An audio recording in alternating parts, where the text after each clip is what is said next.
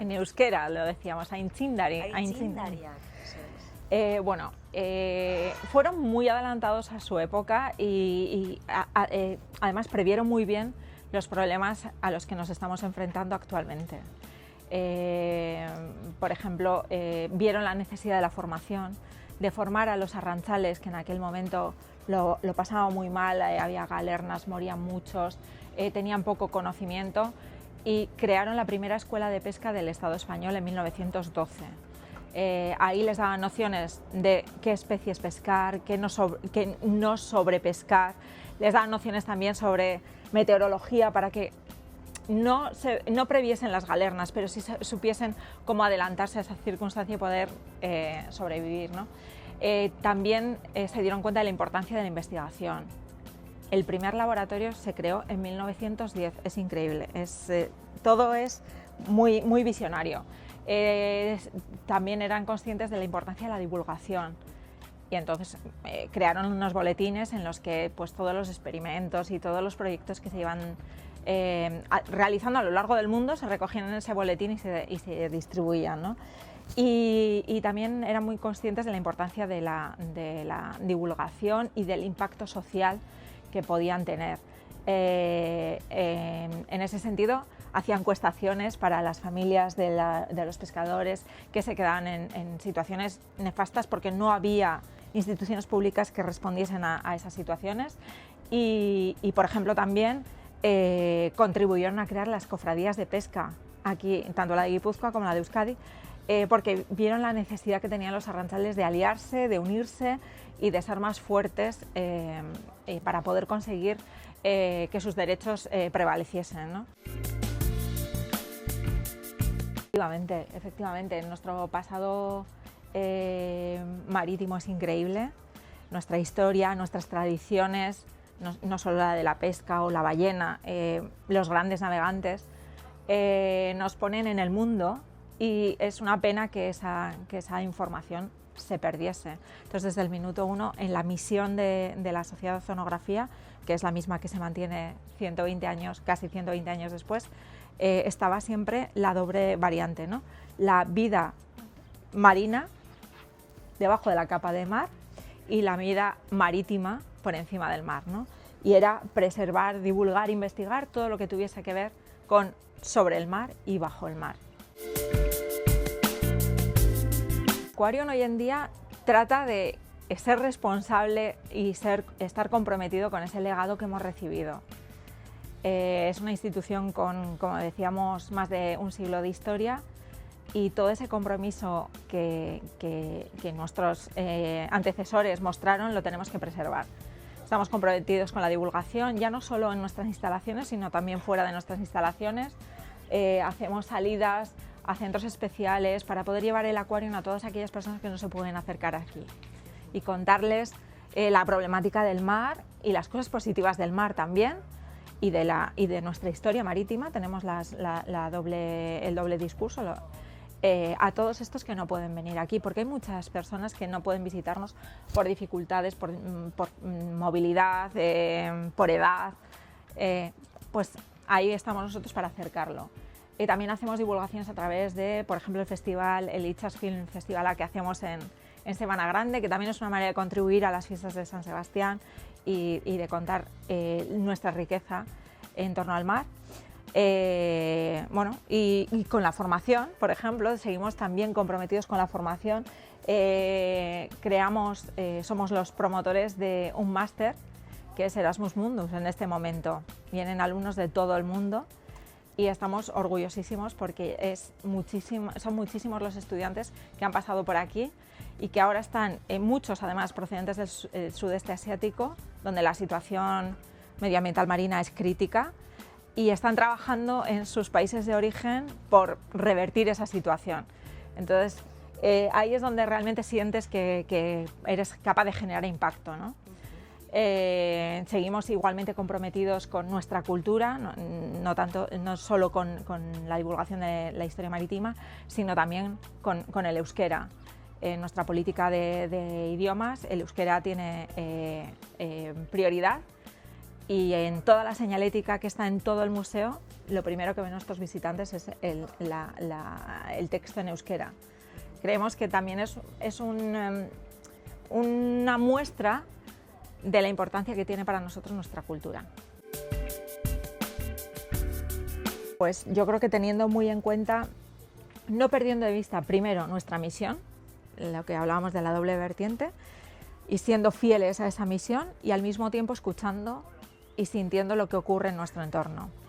Tenemos que ir adaptándonos. En su día un salto cualitativo impresionante fue la construcción del túnel de 360 grados en el Oceanario, porque fue, si no me equivoco, el primero en Europa y uno de los primeros en el mundo.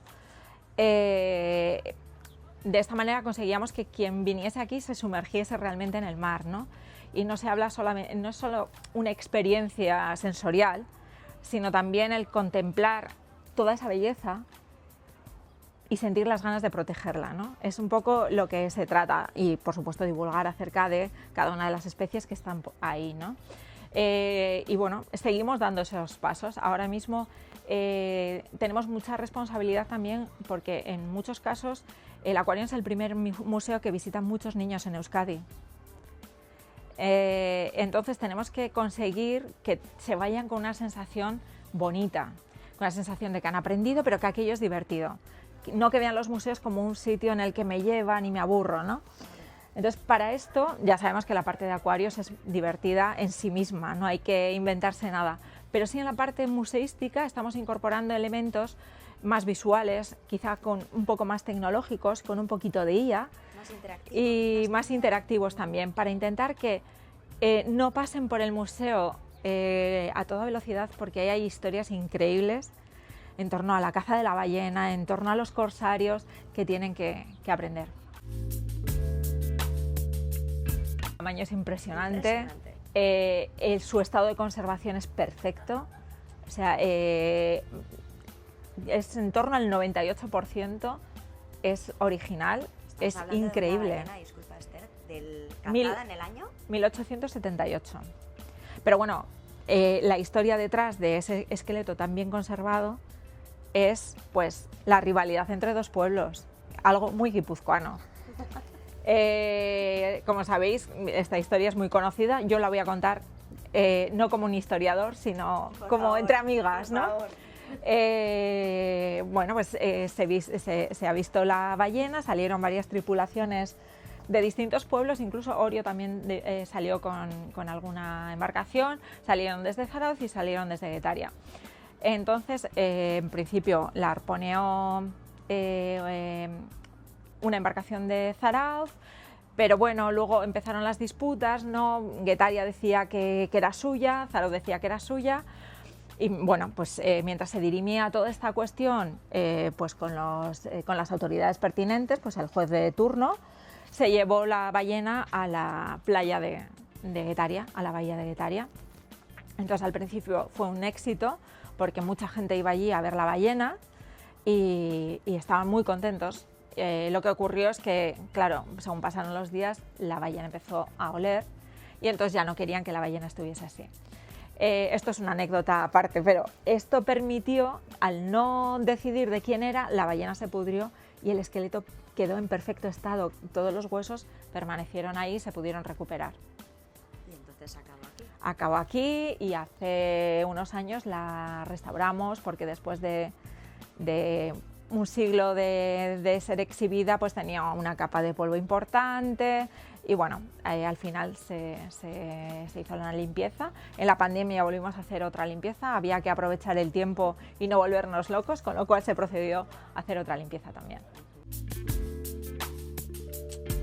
Churi y Conchita. Churi y Conchita llegaron aquí, bueno, Churi y Urdin en un primer momento llegaron aquí cuando se construyó el gran túnel que comentábamos antes de 360 grados.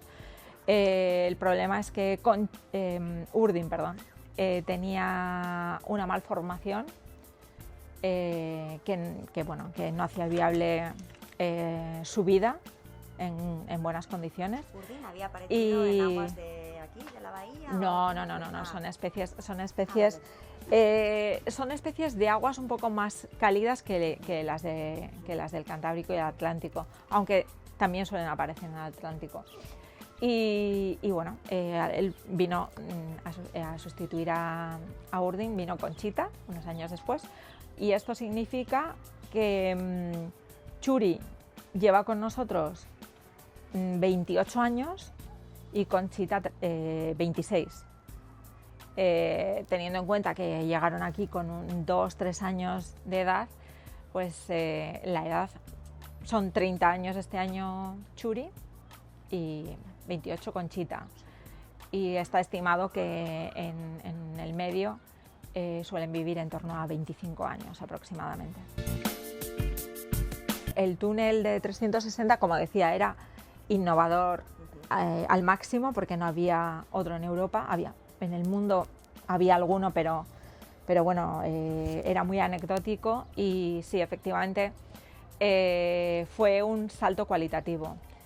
Nos puso en el mundo y la verdad es que en aquel momento el presidente Vicente Zaragüeta supo aprovechar el tirón y iniciar todas las negociaciones o todos los pasos necesarios para ir hacia otros proyectos, como por ejemplo el máster que hablábamos antes, ¿no? Al final, el que te pongan en el mundo y se te visualice, te da un altavoz y unas posibilidades de llegar a donde antes a lo mejor no podías llegar, ¿no? Y sí que se crearon muchas alianzas a partir de ese momento que se han mantenido a lo largo del tiempo y se han fortalecido, de hecho. El máster, por ejemplo, hablábamos de la Universidad del País Vasco, pero también está la Universidad de Southampton, la Universidad de Burdeos, también se incorporó la de Lieja y la de Azores, también está Asti. Quiero decir, vamos creciendo y multiplicando el impacto que podemos generar.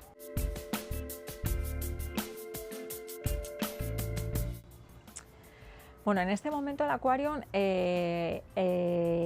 estamos en una fase de renovación, diría, o de remodelación, que hemos querido hacer coincidir en el tiempo con el centenario de la construcción del edificio. En 1925 se colocó la primera piedra del edificio y en 1925 iniciamos las obras de mejora de nuestras instalaciones. Este 26, por ejemplo, bueno, el 25 se hizo la gran pantalla de bienvenida, una pantalla curva de en torno a 6 metros para dar la bienvenida a nuestros visitantes. Este año ya hemos hecho en el primer semestre la reforma del hall de entrada, en el que hemos incorporado una gran ballena, porque para nosotros la ballena significa muchísimo. Representa muy bien la parte marítima, porque la caza de la ballena fue importantísima aquí, pero representa también la maravilla del medio ambiente marino y también la amenaza que los humanos estamos generando en ese medio ambiente. Lo representa todo. Es un animal emblemático, precioso, espectacular y cuando tú sabes que esas especies de ballenas, ese animal, está en peligro por nuestra mano, te dan ganas de hacer algo. Entonces, bueno, pues es muy simbólico, es realista, es una imagen realista, pero es para nosotros un símbolo también. Y ahora en el segundo semestre vamos a iniciar la remodelación de 2 nuevos ámbitos y en uno la presencia de la ballena, una vez más, va a ser crítica y va a ser espectacular, la verdad. Y luego, además de la parte de remodelación de instalaciones y la parte más visible hacia el visitante, también estamos en un proceso de transformación cultural con Fábrica, porque queremos mejorar la comunicación interna que tenemos, queremos generar espacios de escucha, espacios de intercambio de opiniones, para conseguir pues, no solo que nos entendamos mejor, que nuestro equipo esté más a gusto trabajando y que trabajemos de una manera más coordinada y fluida, sino también pues, conseguir también que quien venga al Aquarium se sienta parte del Aquarium y se sienta comprometido con nuestra nuestra misión, ¿no? Y con nuestro legado y nuestra responsabilidad. Y estamos en ello. Bueno, yo me imagino que alucinarían con muchísimas cosas, sobre todo con toda la parte tecnológica, porque los inicios fueron con muy pocos medios, tirando la generosidad de mucha gente que había alrededor. Uno dejaba el barco para que pudiesen ir en el barco a coger muestras de especies o de agua o de lo que fuera. El laboratorio también, pues hubo donaciones porque tampoco había demasiado dinero. Entonces el saber que estamos en una situación saneada, pues entiendo que sería un motivo de mucho orgullo. Entiendo también que se sentirían orgullosos también de que sigamos, a pesar de todo, sigamos manteniendo esa misión, porque la tentación de poder hacer muchos acuarios y ir a cosas más espectaculares es muy grande, pero precisamente por eso se creó la fundación, y para preservar el patrimonio y para que no se nos olvidase de dónde venimos, ¿no? Entiendo que esa parte también entiendo que dirían, bueno, pues esto sigue en nuestra línea, no lo hicimos tan mal, también con la parte del máster, y también se sentirían muy orgullosos de que San Sebastián vea el Aquarium como algo intrínseco, ¿no? Como algo que forma parte de su ser, de su identidad, ¿no? Y lo mismo Euskadi, al final somos el acuario de Euskadi, ¿no? Yo creo que esas cosas se sentirían orgullosos, y luego todas las novedades que estamos incorporando. Entiendo que esto de la IA y demás dirían, pero estamos locos, ¿qué está pasando aquí, no? Sí, pues como tú has dicho, normalmente nosotros estamos abiertos y tenemos más gente cuando todo el mundo está de fiesta. Es complicado, sobre todo de cara a las conciliaciones familiares, pero bueno, sí que tenemos varias medidas implantadas para facilitar la conciliación, pues la elección de horarios, las reducciones, una serie de permisos también, y tratamos de ponérselo lo más fácil posible a las personas que conforman el acuario, para que el trabajar aquí no les suponga alejarse de su familia, pero es evidente que estamos abiertos cuando queremos estar de fiesta, y eso es así, pero bueno, forma parte también de trabajar en un sitio público como el nuestro. Pero bueno, al final también tiene otras recompensas. Tú, cuando a alguien le dices que trabajas en el Aquarium, lo primero es una sonrisa. La primera cosa es una sonrisa, y te dicen ¡qué bien! Es una institución súper querida, muy bien valorada. Yo me emociono muchas veces de las cosas que me dicen, ¿no? Muy valorada, y al final el saber que formas parte de algo tan bonito para todo el mundo, pues la verdad es que es un aliciente.